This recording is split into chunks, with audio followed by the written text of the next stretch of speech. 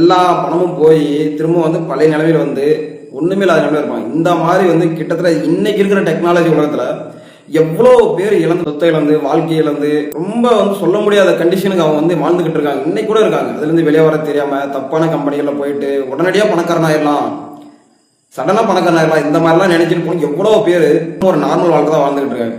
அந்த மாதிரி நிலைமைக்கு போகாம அதுல இருந்து இன்னும் அதிகப்படுத்துறது எப்படின்னு ஒரு கொஞ்சம் ஃபீஸ் கொடுத்து படிச்சோம்னா நம்மளும் பணம் சம்பாரிச்சு பெரிய லெவலில் போயிடலாம். அங்கே ஒரு விஷயம் என்னன்னா எல்லாமே ஃப்ரீயா கிடைக்குமா எனக்கு, இந்த விஷயங்களை எதிர்பார்க்கறவங்க தான் எவ்வளவு பேர் எதிர்பார்க்குற ஒரு விஷயம் பார்த்தீங்கன்னா எனக்கு எல்லாமே ஃப்ரீயா கிடைக்குமா, எனக்கு மாசம் மாசம் பணம் வரணும், நான் திடீர்னு பணக்காரன் ஆயிடணும், திடீர்னு என் அக்கௌண்ட் பணம் வந்துடணும், எனக்கு எல்லாருமே வந்து ஹெல்ப் பண்ணணும், நான் வந்து ஒரு ஃபோன் பண்ணால் போதும் எனக்கு பணம் கொடுக்கறதுக்கு ஆள் வந்துடணும்.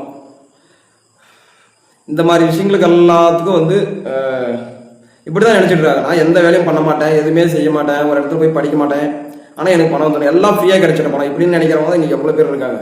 எந்த விஷயம் பண்ணாலுமே பணக்காரன் ஆகணும்னு முடிவு பண்ணிட்டா ஒண்ணு அந்த பணக்காரன் கிட்ட போய் படிக்கணும், இல்லைன்னா அந்த மாதிரி பணக்காரர் ஆகிறவங்க யாரு இருக்காங்க, அந்த மென்டார் யாரு இருக்கா அதை பத்தி சொல்லி கொடுக்குறவங்க அவங்கள பார்த்து தேடி கண்டுபிடிச்சி அவங்களுக்கு உண்டான ஃபீஸ் அவங்களுக்கு உண்டான டைம் கொடுத்தோம்னா நம்ம கிட்ட இருக்கிற பணத்தை 10 மடங்கு 20 மடங்கு 100 மடங்கு பணம் அதிகம் பண்றதுக்கு அவங்க ரொம்ப ஹெல்ப் பண்ணுவாங்க.